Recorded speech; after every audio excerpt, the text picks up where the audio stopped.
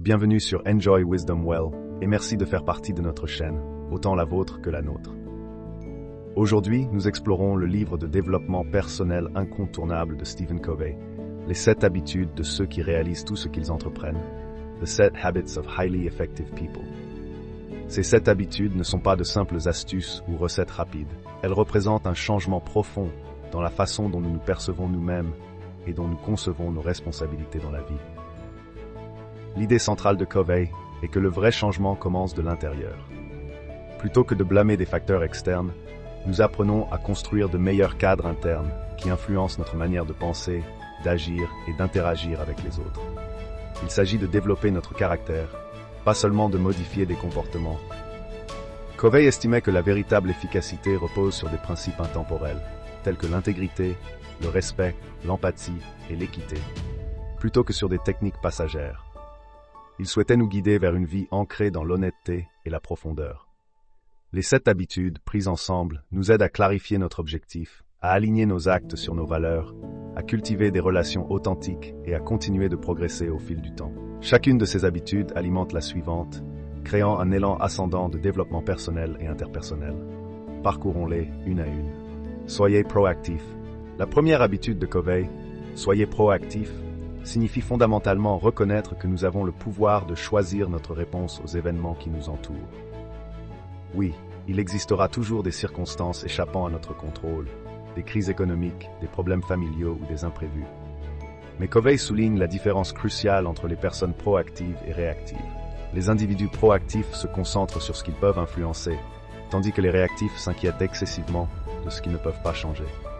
En concentrant notre énergie sur ce que nous pouvons effectivement maîtriser, nous élargissons progressivement notre cercle d'influence et créons un impact réel.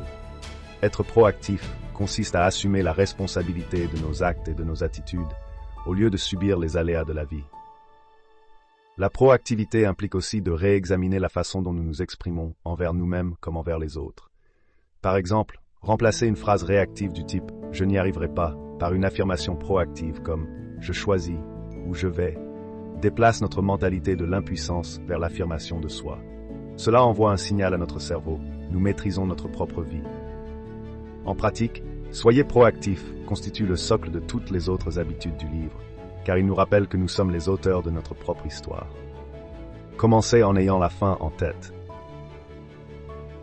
La deuxième habitude nous invite à clarifier l'orientation de notre existence, ce que Covey appelle notre mission personnelle. Imaginez-vous à la fin de votre vie, regardant en arrière, demandez-vous quelles valeurs vous avez défendues, qui vous avez influencé et quels principes vous avez incarnés. Cette vision globale vous aide à aligner vos actions quotidiennes sur ce qui compte réellement pour vous à long terme. Elle vous évite également d'errer sans but ou de vous laisser emporter par des futilités. Quand nous commençons avec la fin en tête, nous ne pensons pas seulement à de grands objectifs de vie, mais aussi à des buts plus modestes, au jour le jour. Que vous planifiez un projet ou décidiez comment passer un week-end en famille, avoir une idée claire du résultat souhaité vous prépare à agir de manière plus ciblée et délibérée. Cette habitude relève de l'intentionnalité. Elle peut impliquer la rédaction d'une déclaration de mission personnelle ou la réflexion matinale sur un principe directeur. Avec ce plan mental, vous réduisez grandement le risque de construire quelque chose que vous n'avez jamais réellement voulu. Donnez la priorité aux priorités. La troisième habitude s'appuie sur la clarté que nous procure la deuxième. Maintenant que nous connaissons nos valeurs et notre mission, il nous faut structurer notre vie en conséquence. Covey a popularisé la matrice de gestion du temps qui classe les tâches selon leur urgence et leur importance.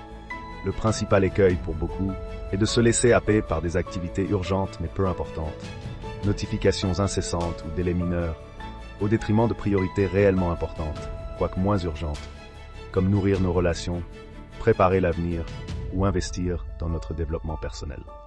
L'essence de donner la priorité aux priorités est la discipline.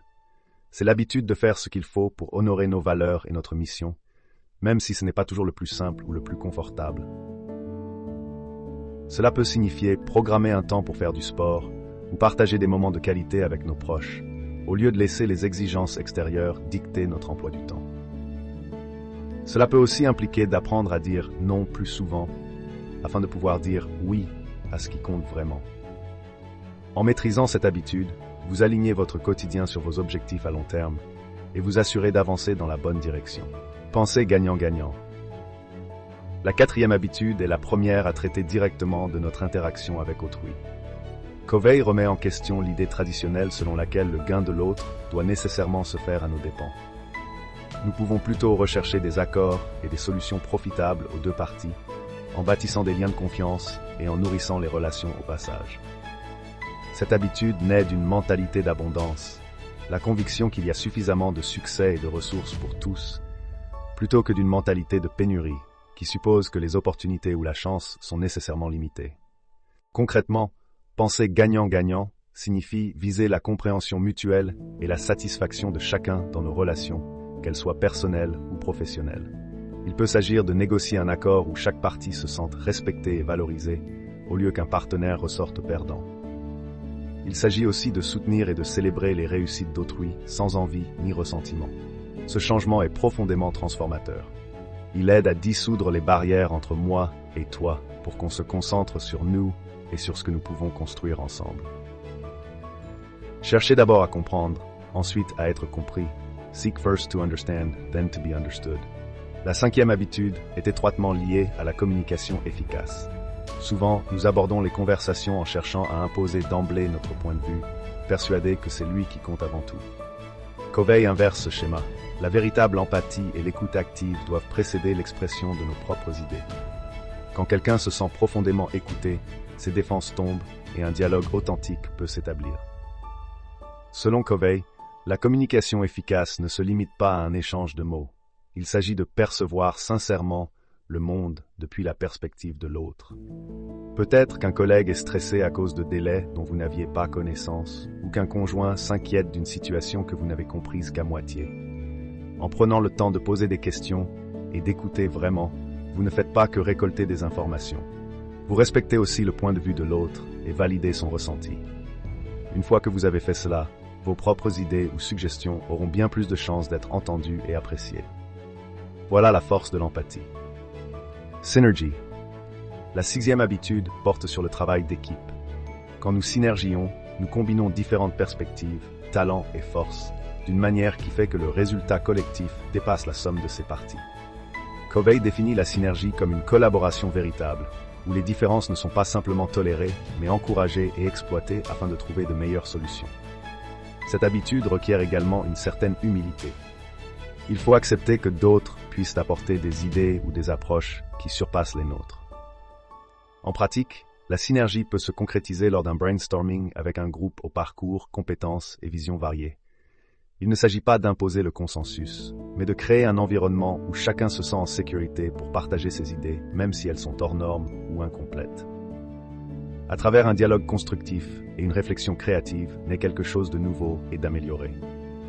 Lorsque la synergie se produit, on la reconnaît à ce moment, aha, lorsque tous constatent qu'ils ont élaboré une solution qu'aucun n'aurait pu trouver seul. Aiguiser la scie. La septième et dernière habitude porte sur l'auto-renouvellement. Prendre soin de son corps, de son esprit, de son cœur et de son âme, afin de continuer à grandir et à contribuer dans les 6 autres habitudes. Covey utilise la métaphore du bûcheron, qui est si occupé à scier du bois qu'il n'arrête jamais d'aiguiser sa scie. Au fil du temps, son outil s'émousse et le travail devient pénible. Il en va de même pour nous. Si nous ne faisons jamais de pause pour nous ressourcer, notre efficacité chute. Aiguiser la scie peut prendre de nombreuses formes. Exercices réguliers, alimentation saine, défis intellectuels, méditation, temps partagé avec des amis bienveillants, ou encore la poursuite d'un passe-temps personnel. L'important est de maintenir en forme toutes les dimensions de notre être, physique, mental, émotionnel et spirituel. Ce faisant, nous conservons notre énergie et notre créativité, et nous sommes mieux armés pour relever les défis.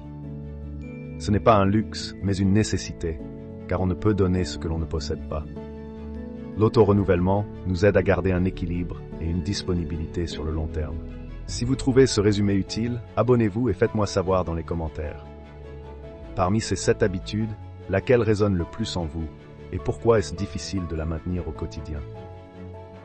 Si vous souhaitez aller plus loin, procurez-vous le livre complet. Et si vous êtes prêt à grandir dans un autre domaine, regardez notre prochaine vidéo sur votre chaîne Enjoy Wisdom Well. À très bientôt.